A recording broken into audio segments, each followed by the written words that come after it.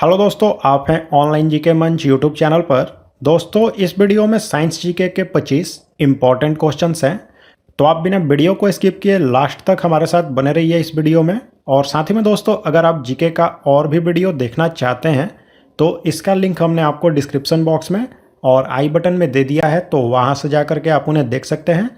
तो चलिए शुरू करते हैं आज का वीडियो। पहला सवाल है, ब्लैक होल के सिद्धांत का प्रतिपादन किसने किया? तो राइट आंसर है ऑप्शन है एस चंद्रशेखर ने ब्लैक होल सिद्धांत का प्रतिपादन किया था। ये जो ब्लैक होल है, यह अंतरिक्ष में एक ऐसा क्षेत्र होता है कि इस क्षेत्र का गुरुत्वाकर्षण बल इतना ज़्यादा होता है कि इससे होकर के प्रकाश भी नहीं गुजर सकता है। तो ये होता है ब्लैक होल, और इसके सिद्धांत का प्रतिपादन किया गया था एस चंद्रशेखर के द्वारा, और इसी के कारण इन्हें 1983 ईस्वी में भौतिकी का नोबेल पुरस्कार भी मिला था। चलिए अगला सवाल देखें। जब कोई जहाज सागर में जाता है तो क्या होता है? तो राइट आंसर है ऑप्शन है वह कुछ ऊपर उठता है। ऐसा इसलिए होता है कि समुद्र के पानी में सोडियम क्लोराइड जैसे साल्ट होते हैं, और ये जो सोडियम क्लोराइड जैसे साल्ट होते हैं यह समुद्र के पानी का घनत्व को बढ़ा देते हैं। तो पानी का घनत्व जब ज़्यादा होता है तो पानी की उत्प्लावकता जो होती है वह भी ज़्यादा होती है। तो इसके कारण समुद्र में जब जहाज जाता है तो वह कुछ ऊपर उठ जाता है। अगला सवाल देखते हैं। सामान्य क्रियाशील महिला के लिए प्रोटीन की दैनिक मात्रा कितनी होनी चाहिए? तो राइट आंसर है ऑप्शन सी 45 ग्राम सामान्य महिला के लिए प्रोटीन की मात्रा होनी चाहिए। लेकिन अगर वह महिला गर्भवती है तो उसके लिए प्रोटीन की मात्रा रोज 70 ग्राम होनी चाहिए। चलिए अगला सवाल देखें।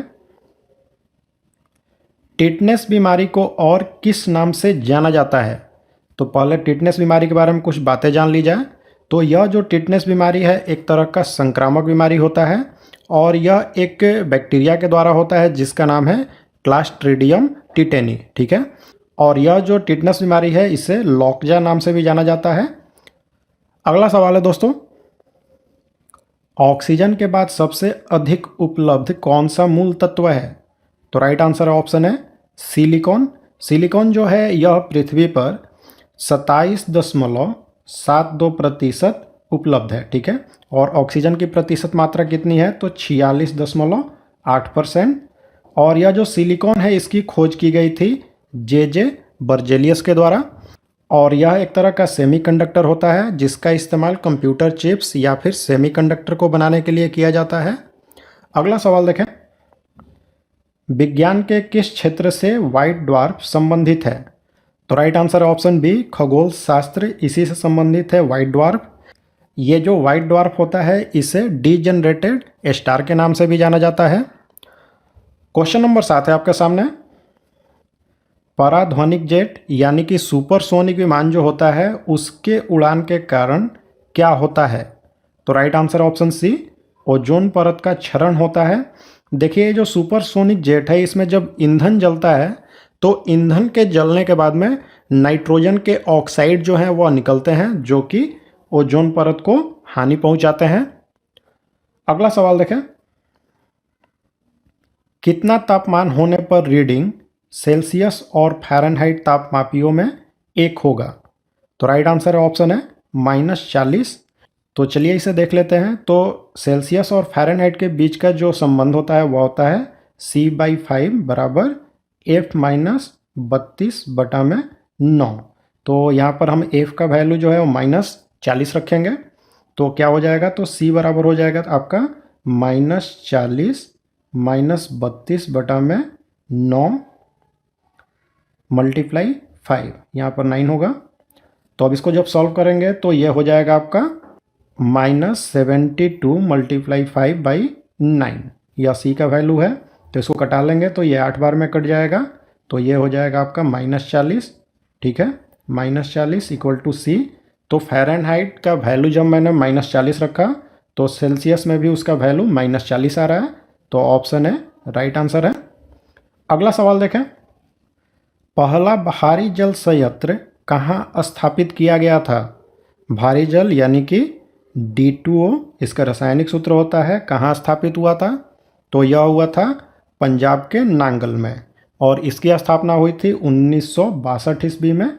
ठीक है, अगला सवाल है, हैलोजन लैंप का फिलामेंट किसका बना होता है? तो हैलोजन लैंप का जो फिलामेंट है वह होता है एक तरह का मिश्र धातु, और यह बना होता है टंगस्टन और सोडियम का। इसमें ये जो सोडियम होता है यही उसको पीला रोशनी देता है। ठीक है। अगला सवाल है, किसका प्रयोग क्षारीय भूमि सुधारक के रूप में होता है? तो राइट आंसर है ऑप्शन बी, कैल्शियम सल्फेट यानी कि जिप्सम जो है इसी का इस्तेमाल क्षारीय भूमि सुधारक के रूप में होता है। ये जो क्षारीय भूमि होती है इसमें सोडियम की अधिकता होती है, और ये जो सोडियम है इसी के कारण मिट्टी जो है वह जल संचयन और उसकी जल चालकता जो है वह कम हो जाती है, जिससे पौधे जो हैं उनका ग्रोथ अच्छे से नहीं हो पाता है। तो इसको दूर करने के लिए कैल्शियम सल्फेट, जो कि जिप्सम का रासायनिक नाम है, मिलाया जाता है। और जिप्सम का रासायनिक सूत्र भी एग्जाम में आता है, तो वह होता है CaSO4 × 2H2O। तो इसे भी याद रखना आपको। अगला सवाल देखते हैं, जंतु विज्ञान अध्ययन करता है। जंतु विज्ञान यानी कि जूलॉजी में किसका अध्ययन होता है? तो राइट आंसर ऑप्शन है जीवित और मृत, इन दोनों तरह के जानवरों का अध्ययन होता है जूलॉजी में। इसको आपको ध्यान में रखना है, कंफ्यूज होकर के केवल जीवित जानवर ही नहीं, जीवित और मृत इन दोनों का अध्ययन होता है जूलॉजी में। तो जूलॉजी से संबंधित एक क्वेश्चन बार बार एग्जाम में रिपीट होता है कि फादर ऑफ जूलॉजी कौन है, यानी जंतु विज्ञान के पिता किसे कहा जाता है? तो वह है अरस्तु। तो इसको भी आपको याद रखना है। चलिए अगला सवाल देखें, निम्न में से किसका प्रयोग बुलेट प्रूफ जैकेट बनाने में किया जाता है? तो right answer option C, laminated कांच जो है इसी का प्रयोग होता है बुलेट प्रूफ जैकेट बनाने में। तो अब यहाँ पर आप जान लें कि ये जो लेमिनेटेड कांच है यह कैसे बनता है। तो इसमें क्या होता है कि साधारण जो कांच होती हैं उसके बहुत सारे लेयर्स होते हैं, और उनके बीच में पॉलीकार्बोनेट की एक परत डाल करके यह लेमिनेटेड कांच बनाया जाता है, जिसका इस्तेमाल बुलेट प्रूफ जैकेट बनाने में होता है। अगला सवाल है, बर्ड फ्लू किससे होता है? तो राइट आंसर है ऑप्शन है H5N1 नाम का जो इन्फ्लुएंजा वायरस है इसी के कारण बर्ड फ्लू होता है। यह पक्षियों में होने वाला एक संक्रामक बीमारी है। ठीक है, और यह उनकी श्वसन से संबंधित बीमारी होती है। और ये जो बर्ड फ्लू है इसे एवियन इन्फ्लुएंजा भी कहा जाता है, तो इसे भी आपको याद रखना है। अगला सवाल है, प्रथम विश्व युद्ध में किस एक का रासायनिक आयुध के रूप में प्रयोग किया गया था? तो राइट आंसर है ऑप्शन डी, मस्टर्ड गैस जो है एक तरह की जहरीली गैस है, और इसी का प्रयोग प्रथम विश्व युद्ध में रासायनिक हथियार के रूप में हुआ था। और यह जो मस्टर्ड गैस है इसका रासायनिक नाम होता है डाइक्लोरो डाइएथिल सल्फाइड। ठीक है। अगला सवाल है, पैलियो वनस्पति किससे संबंधित है? पैलियो वनस्पति यानी कि पैलियो बॉटनी जो है वह किससे संबंधित है? तो राइट आंसर ऑप्शन डी, पादप जीवाश्म जो है इसी से संबंधित है यह पैलियो बॉटनी। और एक यहाँ पर पैलियो बॉटनी से इम्पोर्टेंट क्वेश्चन यह भी आता है कि father of Indian palaeo botany किसे कहा जाता है? तो वह कहा जाता है डॉक्टर बिरबल साहनी को। तो इसे भी याद रखें। अगला सवाल देखते हैं, निम्नलिखित में से किसमें ऋणात्मक आवेश होता है, यानी कि निगेटिव चार्ज बताना है आपको? तो राइट आंसर है ऑप्शन है बीटा कण जो होता है इसमें निगेटिव चार्ज होता है, और अल्फा कण जो है इस पर पॉजिटिव चार्ज होता है। ठीक है, और गामा जो है इस पर कोई चार्ज नहीं होता है, यानी कि यह न्यूट्रल होता है। अगला सवाल है, क्रायोजेनिक इंजन का प्रयोग होता है। तो क्रायोजेनिक इंजन का जो प्रयोग है वह होता है स्पेस शटल में। ठीक है, क्रायोजेनिक इंजन जो है इसमें ईंधन के रूप में द्रव यानी कि लिक्विड हाइड्रोजन का प्रयोग किया जाता है। ठीक है। अगला सवाल देखें, निम्नलिखित में से कौन सुमेलित है? तो राइट आंसर ऑप्शन बी, पीलिया जो कि यकृत को प्रभावित करती है। ऑप्शन ए में मोतियाबिंद दिया है तो यह हमारे आँखों को प्रभावित करता है। ठीक है, और ऑप्शन सी में दिया है निमोनिया, तो यह हमारे फेफड़ों को प्रभावित करता है, और टाइफाइड बीमारी में हमारी आंतें प्रभावित होती है। ठीक है। अगला सवाल देखें, सीटी स्कैन करने में प्रयोग में लाई जाती है। सीटी स्कैन यानी कि कंप्यूटेड टोमोग्राफी जो है इसका परीक्षण में एक्स किरणें जो हैं उसको प्रयोग में लाया जाता है।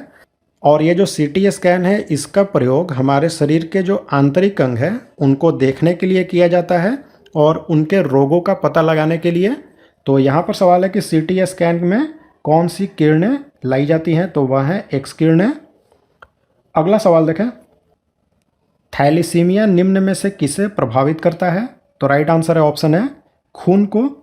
ये जो थैलीसीमिया है एक अनुवांशिक बीमारी है। इसमें क्या होता है कि खून में हीमोग्लोबिन नहीं बन पाता है, जिससे खून की कमी हो जाती है, यानी कि एनीमिया हो जाता है।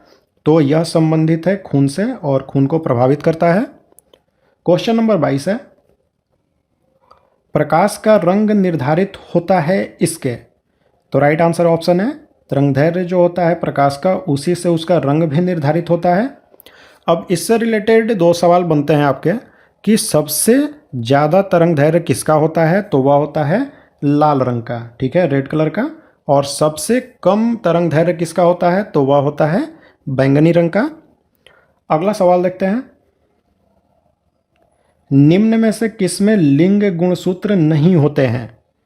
तो राइट आंसर है ऑप्शन डी, छिपकली जो होती है इसमें लिंग गुणसूत्र नहीं होता है, बल्कि छिपकली जो है इसका लिंग पर्यावरण के तापमान पर निर्भर करता है, ठीक है।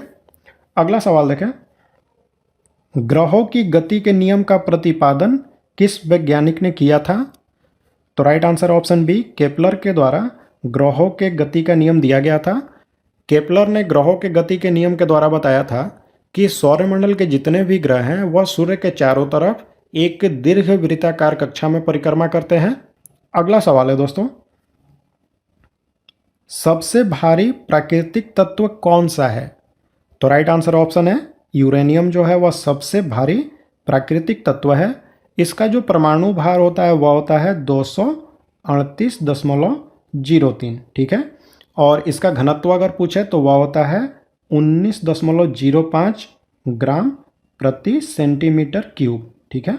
और यह सबसे ज़्यादा भारी प्राकृतिक तत्व है यूरेनियम। तो दोस्तों ये थे साइंस जीके के 25 इंपॉर्टेंट क्वेश्चंस। तो अब आप लाइक और कमेंट करें और हमें बताएं कि आपको ये वीडियो कैसा लगा। और साथ ही में दोस्तों अगर आप हमारे चैनल का वीडियो पहली बार देख रहे हैं तो हमारे चैनल को सब्सक्राइब कर लें और बेल बटन का आइकन भी प्रेस कर दें, जिससे कोई भी आने वाली वीडियो आपसे मिस ना हो। तो चलिए मिलते हैं सामान्य ज्ञान के एक और नए वीडियो के साथ।